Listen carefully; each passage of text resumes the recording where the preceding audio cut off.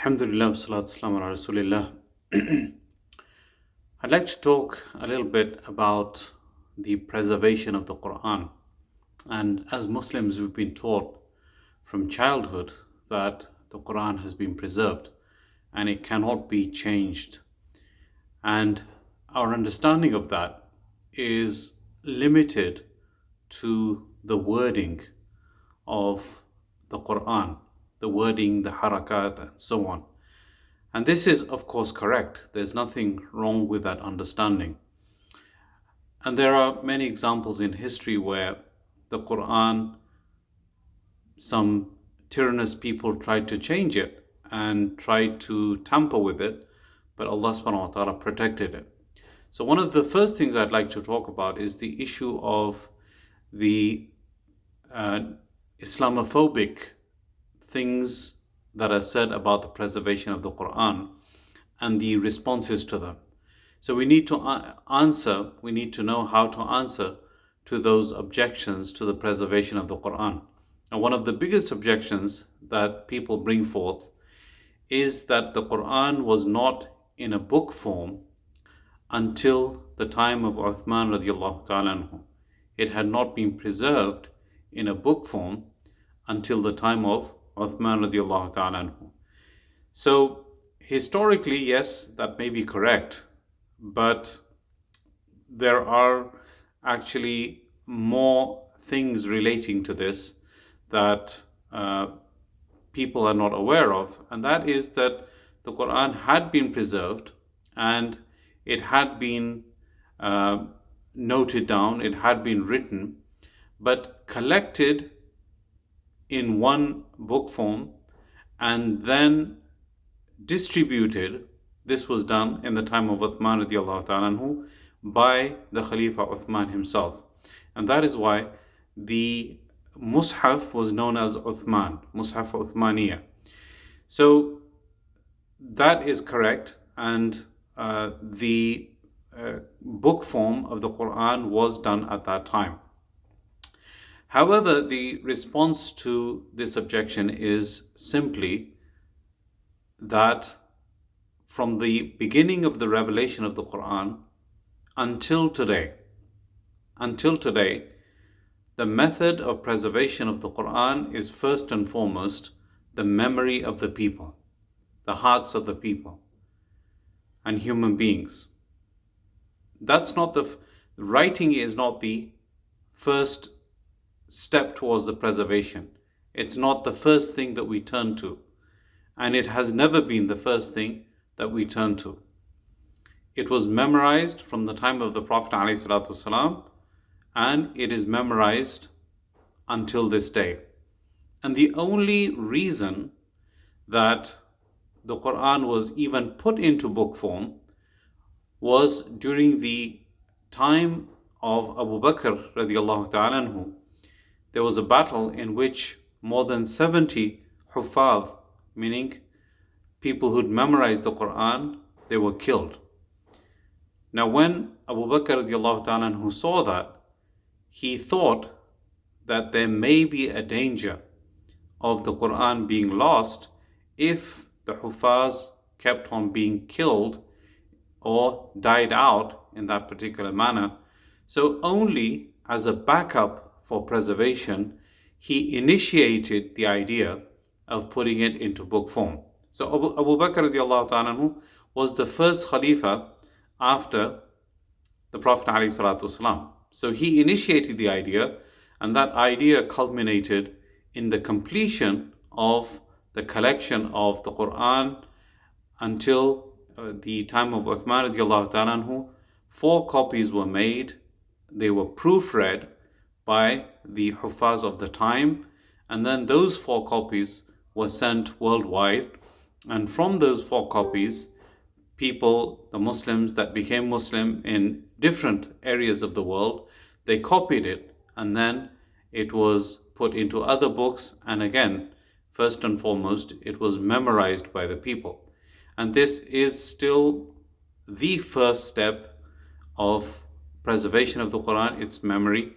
And like I mentioned yesterday, we have kids as young as 6, 7, 8 years old that do not even understand the Arabic language, but Allah subhanahu wa ta'ala blesses them and allows them to memorize the Quran word for word, verbatim, and many of them can actually go through the Quran from cover to cover without even making a single mistake. So this is the first thing that we need to be aware of, that the preservation of the Quran took place first from memory. It was put into the people's memory, and secondly, after that, the second aspect of it was being put into book form. The second thing is obviously the thing that I mentioned at the beginning of this talk, is the issue of the preservation of the Quran in terms of its letters, its harakat, and so on. And this is the thing that we understand about the preservation of the Quran first and foremost. There's a story related about Ma'mun al-Rashid, one of the Khalifas. He used to have an annual gathering in which scholars and people of knowledge used to come, and they used to talk and give lectures and so on. During one of these lectures, a Jewish person who was beautifully and meticulously dressed and smelling nice and looking very scholarly, he came and gave a talk. And when the majlis, the gathering ended, Ma'mun al-Rashid called him over and asked him to become a Muslim, impressed by the knowledge that he had, realizing that he could benefit the Muslim Ummah. And he knew that he was a Jewish person, but he also knew that the person of such an intellect and intelligence could be beneficial to the Muslim Ummah. So this person, he simply said that I don't want to, because I'm practicing the religion of my forefathers and your forefathers, which basically means that the religion of Islam goes back to Ibrahim alayhi salatu wasalam, and this was correct. So he went away, but the next year he came back and he declared himself to be a Muslim to Ma'mun al-Rashid. And again, they had a majlis, they had the lectures and talks and so on. And then after that, Ma'mun al-Rashid called him over and asked him that what compelled him to be a Muslim in that 1 year that he had been absent. So he said that after you tried to invite me to Islam, I thought that I would test out the sanctity of the previous scriptures and the previous books of the people of the book. So I wrote the Torah and I made deletions and additions to it. And I did the same thing with the Injil. I made deletions and I made additions to it. And then I did the same thing with the Quran. I omitted some things and I added some things. And then I went to the scholars of the respective religions and sold them the scriptures. So the scholars of the Jewish faith, they took the scriptures and they did not even realize that any kind of change had taken place, and I walked away with the money. Then I went to Jewish Christian scholars and I did the same. They took the Bible and not realizing that any kind of tampering had taken place, they bought the copies of the Bible from me and I walked away with the money in my hand. And then I went to the Muslim scholars and I did try to do the same thing. They looked at the parchment and the copy that I gave them, and seeing that there were changes and omissions in it, they threw it back in my face and they said that this is not authentic. And I realized that the Quran truly has been preserved, and this is what compelled me to become a Muslim. So this is, when we say that the Quran is protected, this is first and foremost the thing that comes to our mind. However, there are other aspects of preservation of the Quran that do not initially come to mind. We need to be kind of told about them. And one of the aspects is the preservation of the tajweed of the Quran, the beautification of the Quran and how it should be recited. Earlier in the month, I quoted a hadith in which the Prophet ﷺ said, مَنْ لَمْ يَتَغَنَّ بِالْقُرْآنِ فَلَيْسَ مِنَّا. Whoever does not do taghanni of the Quran, meaning he does not recite the Quran in a melodious voice, then he is not from amongst us. So what is that melodious voice? It is reciting the Quran with tajweed. Now the tajweed that we hear, to the untrained ear, it just sounds nice, okay? To the person who doesn't know the rules of tajweed, it just sounds nice and beautiful when somebody is reciting the Quran with tajweed, a qari is reciting the Quran, or somebody is leading the tarawih. But the reality is, for the person who's trained in tajweed, he knows that each and every step of elongation, each and every ghunna, each and every ikhfa, each and every iqlab, each and every idgham, and each and every mad that is done, it is done in a measured way, and it is done according to how the Prophet ﷺ taught the Sahaba ridwanullahi ta'ala alayhim ajma'een. So when you get a qari, generally speaking, we use the word qari in a very loose way without realizing truly what a qari is. We generally assume that a qari is a person who knows how to read the Quran nicely. But a real qari is the one who has a sanad. He has a sanad, meaning ijazah, and a chain basically. So when he has this certificate that is given to him by his teacher, the teacher will say that this qari, he learnt the tajweed from me, and I learnt it from X, and X learnt it from Y, and Y learnt it from Z. And this chain goes back all the way to the tabi'in, and from the tabi'in to the sahaba, and from the sahaba to the Prophet ﷺ, from the Prophet ﷺ to Angel Jibreel, and from Angel Jibreel all the way to Allah subhanahu wa ta'ala. So the recitation of the Quran was actually taught by Allah subhanahu wa ta'ala to the Prophet ﷺ, and that methodology of recitation was taught to his sahaba, his students, and the sahaba, they taught their students, and that recitation carried on until this day. So the same tajweed that we recite in this day and age is exactly the same tajweed that you would have heard the Prophet ﷺ reciting with. And that's an amazing aspect of the preservation of the Quran that we sometimes overlook. So also, just keeping this mind-boggling aspect of tajweed in mind, the same tajweed that you recite here in America, the same tajweed that you recite in Pakistan, in India, in China, in Nigeria, in Australia, in New Zealand, every single qari in the world that is reciting the Quran today is reciting it with exactly the same tajweed. Exactly the same tajweed. Exactly the same rules are implemented. Then it goes into different branches of 7 qira'at, and then from the 7 there are 3 more derived, which is known as sab'a and ashara, basically 7 qira'at and then 3 more derived from the 7, which makes a total of 10 qira'at. And those 10 qira'ats, you can compare them with different dialects. Okay, so that will make a huge lecture. It will require hours and hours of talks to make people understand the background of those 7 dialects and so on. So I won't touch upon that.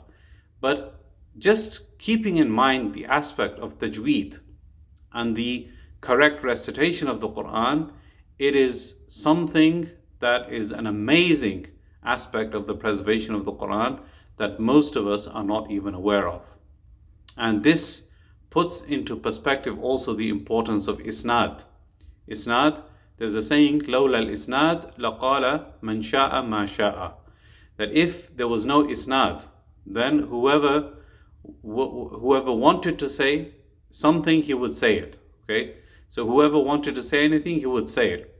So this, in addition to being important in the science of hadith, it is also important in the science of tajweed.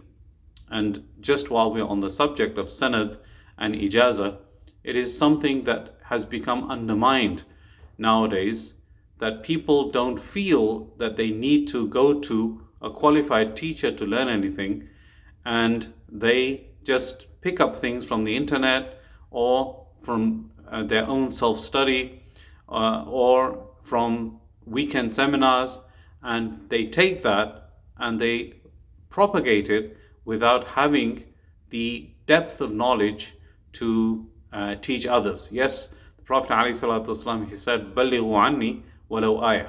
Spread from me, even if it's an ayah, but you have to have the correct knowledge about that ayah before you spread it. Okay, so this concept of isnad, sanad, ijazah, and learning from a teacher, and going from an institution, and then getting that qualification from your teacher, this is something that is really overlooked in this day and age. And unfortunately, there are so many people that are touted as scholars, and they claim to be shuyukh and so on. The reality is that they haven't even been or set foot in an institution where they could have got an ijazah and got the correct qualifications to start teaching people and propagating Islam. So this is important, and we need to understand its importance. Islam is not like any other kind of science or any other kind of branch of knowledge. It relates to divine knowledge. It relates to religion. It relates to hadith. It relates to the Quran. The correct knowledge of Islam gives us a foundation to have success in this world and in the hereafter. And an incorrect understanding of Islam and an incorrect understanding of the Quran, it gives us a foundation for failure in the hereafter. That's why the Quran itself, it says, يُضِلُّ بِهِ كَثِيرًا وَيَهْدِي بِهِ كَثِيرًا. Allah subhanahu wa ta'ala misguides through the Quran many people, and He guides many people also. Who does He misguide? Those people that misinterpret the verses of the Quran, and they do not go to scholars to get advice. And they basically think they know it all, and they misinterpret the verses, and sometimes this even leads them to leaving Islam. So, for example, the issue of the Islamophobic people that bring about verses of the Quran, they quote them out of context, out of their historical context and the textual context, and they try to give Islam a bad name. And the result of that is that people, when they read these criticisms of Islam in the Quran, not knowing better, this weakens their faith, and they don't even want to go to scholars and seek knowledge from them, thinking that their own research is sufficient to make them learn about Islam, and this becomes the reason for their downfall and their misguidance. So this concept of isnad and going to teachers and taking knowledge from the correct sources, this is something that we should not undermine and we should not neglect. So this was a kind of a side note that I wanted to mention. But the summary of today's talk is that the Quran has been protected from many perspectives. One of them is the wording, the harakat and so on, which people are aware of. The second aspect is the tajweed of the Quran and the correct recitation of the Quran. And one more aspect is the issue of the understanding of the Quran itself, the tafsir of the Quran. I don't have time to talk about it today. Inshallah, maybe In the future, I'll talk about that aspect of the Quran. But the summary, إِنَّا نَحْنُ نَزَّلْنَا الذِّكْرَ وَإِنَّا لَهُ لَحَافِظُونَ. Allah subhanahu wa ta'ala has declared that He is the one who revealed the dhikr, the Quran, and He has promised to protect it until the Day of Judgment. May Allah subhanahu wa ta'ala give us the tawfiq to continuously recite the Quran and put the Quran into practice, and thereby attain the success of this world and the hereafter. Jazakumullahu khairan. Assalamu alaikum wa rahmatullah.